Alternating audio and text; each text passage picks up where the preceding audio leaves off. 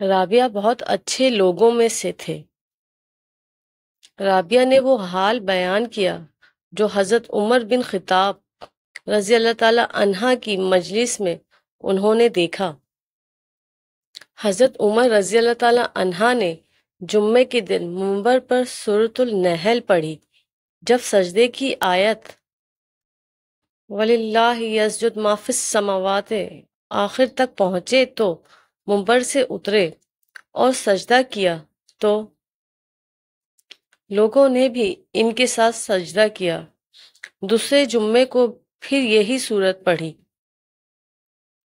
جب سجدے کی آیت پر پہنچے تو کہنے لگے، لوگوں ہم سجدے کی آیت پڑھتے چلے جاتے ہیں، پھر جو کوئی سجدہ کرے اس نے اچھا کیا اور جو کوئی نہ کرے تو اس پر کچھ گناہ نہیں۔ اور حضرت عمر رضی اللہ تعالی عنہ نے سجدہ نہیں کیا۔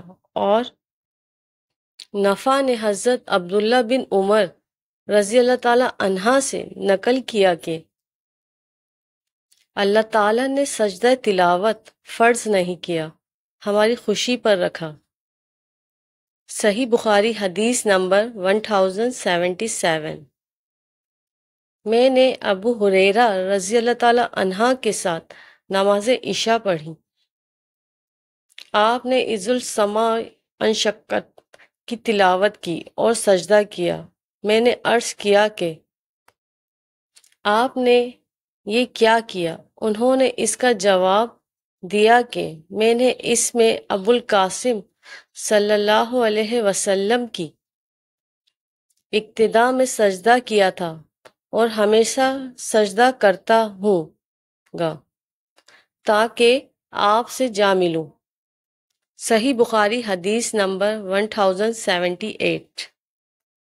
نبی کریم صلی اللہ علیہ وسلم کسی ایسی صورت کی تلاوت کرتے جس میں سجدہ ہوتا، پھر آپ سجدہ کرتے اور ہم بھی آپ کے ساتھ سجدہ کرتے، یہاں تک کہ ہم میں کسی کو اپنی پیشانی رکھنے کی جگہ نہ ملتی۔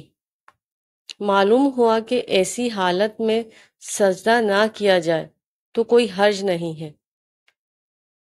صحیح بخاری حدیث نمبر 1079۔